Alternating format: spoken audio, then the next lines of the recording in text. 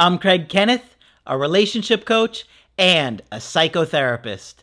Every relationship is different and every breakup is different. Work with me and you'll get professional help on your situation.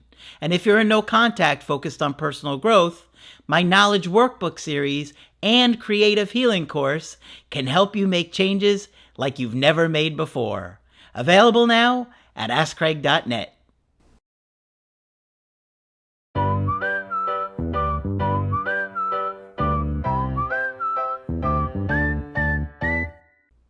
Hi there, I'm Coach Kenneth, and in this video I'm going to be talking to you about my ex didn't tell her new friends about me.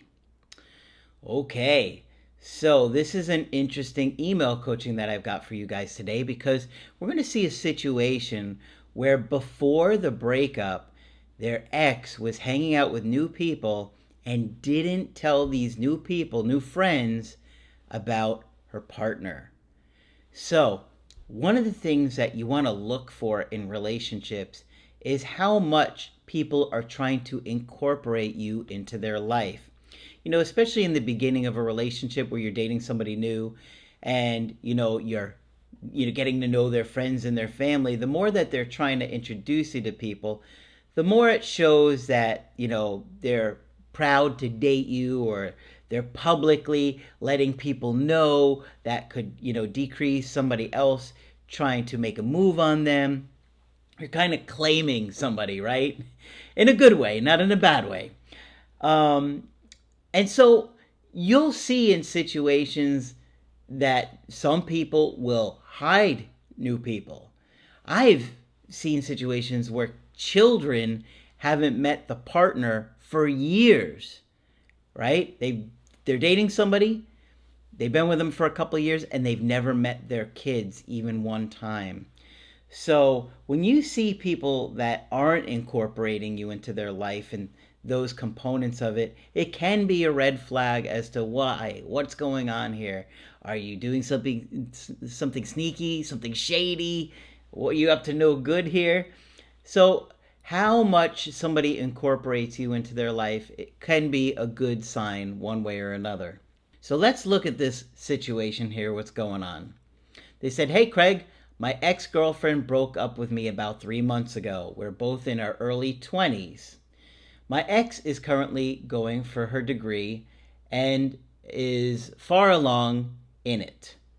We started dating over 5 years ago, just out of high school, or towards the end of high school.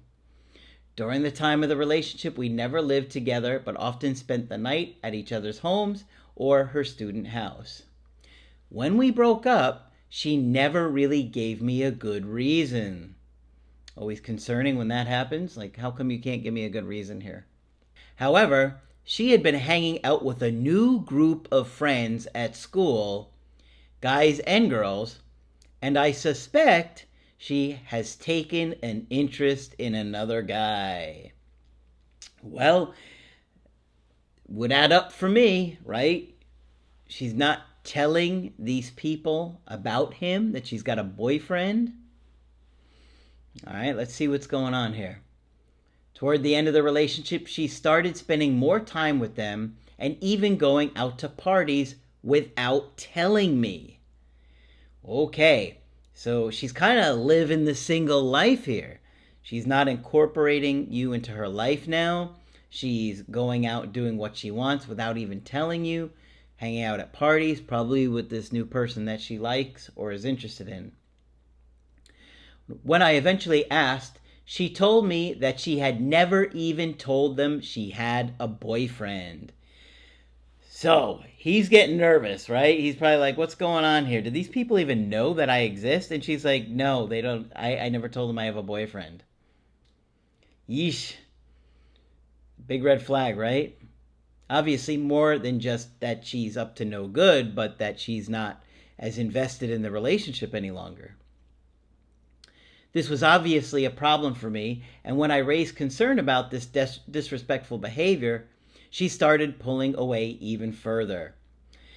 Yeah, she didn't want to be held accountable, right? She's already kind of slowly I think, ending this in an unfair and kind of cruel way.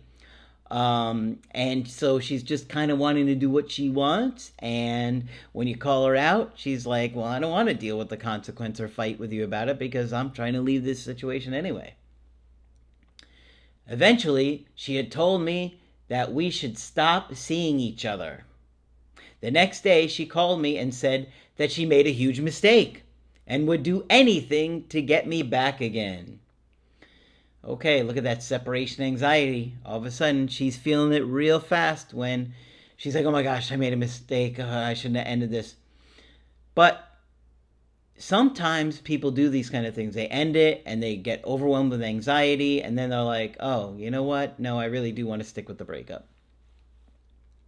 I, of course, told her that she had betrayed my trust, but I was willing to take things slow and work things out. Another week after that, after hanging out a few times, she told me that she wanted to break up again. I didn't particularly beg, but I did reach out twice within the first 3 weeks to see if she reconsidered. After that, I was able to go no contact successfully. Two major problems in our relationship was my own insecurity. She comes from a well-off family who spoils her, and I was not making enough money at the time to financially support us and was very insecure about this. I'm continuing to work on that. Yeah, it happens. Guys really feel this desire to provide, and honestly, there is a lot of pressure on men to provide from many women, not all women, of course, but it does happen a lot, and a guy doesn't feel so good about it. And especially, he's probably comparing himself to her family that's well off. And, he's in his early 20s. Many people are not successful in life until, their 30s, 40s. I mean, sometimes even later in life. Another problem was the lack of time together. We are both very busy people, and it seems that our schedules were often opposite. Yeah, that makes relationships really challenging because we have to connect. Right? If we want to keep a strong connection, we have to connect, spend time together. Both of us could have made more effort to spend quality time together. About a week ago, she sent me a text out of the blue saying, I hope you've been good. When can I call to talk? I answered later that day to say I was free to call in a few days. When the day came around, I called her and we spoke. She seemed very happy to talk at first and opened up about her life recently. She seemed lonely. After maybe 15 minutes of friendly catching up, I asked her why she wanted to talk. She said she wanted to try being friends again. Ugh. Ugh.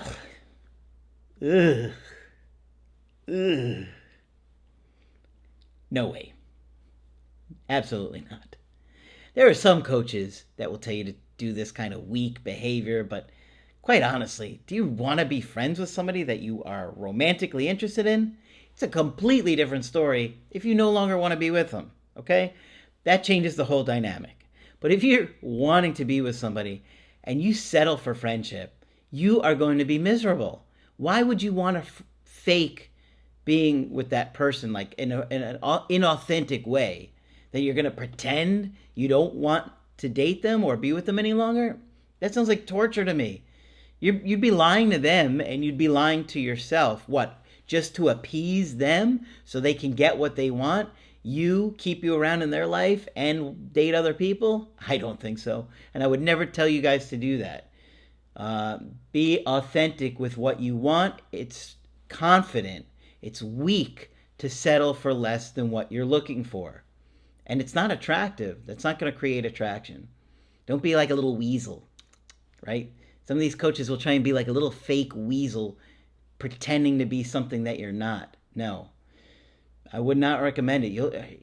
It's just cruel to do to yourself, right? You're not really being authentic with them any longer. You're just pretending to keep them in your life. If you don't want to date them, it's a different situation. But if you do want to be with them, I wouldn't recommend it. I told her that I'm happy to talk with her, but I do not want to be friends. Good. I still have feelings for her and want to try and fix things. Good. It's confident. She said that she doesn't share this intention. Click. Just kidding. But in my head, I'd be thinking, click. After that, we briefly chatted about personal life, health of her sick grandpa, etc., and then ended the conversation. I appreciate anything you can share that would help me. Okay, I definitely think you telling her you don't want to be friends was the right way to go. You're looking for a romantic connection, and it's okay if she doesn't want that, but that's it from you. Like, call me if you change your mind. I think that is the strongest thing that you can do because it shows confidence. Confidence is that you're okay without her, right? And that's what you want to be, is okay without her. Now, she's a young woman, and at this point of her life, I think she's wanting to explore what it's like to date other people. I see a lot of breakups like this, and they can be challenging to navigate because, she's in her early 20s. She's at college now. She wants to live that life. I really see this breakup quite often. And a lot of times they do come back, but you cannot put pressure. I see so many guys have an opportunity to hang out with their ex and have that romantic connection spark up again. But the worst thing you can do is try and pressure her or this situation when you've got a young woman trying to individuate from her family, from you. This is like the first time in her adult life that she's really being single, and she's wanting to explore that. And it is really painful. And I think, in my experience, I've seen this happen to the guys more than to the women in this kind of situation. But remember, they have been dating for over 5 years, and they're in their early 20s. Okay, so they were teenagers when they started dating. It's completely normal and healthy for her to want to do this. And you don't want to get left behind here. In other words, she's going to go off and have all these experiences, make new friends, do new things. If she comes back around again, the worst thing that you can do is be the same old you that she outgrew.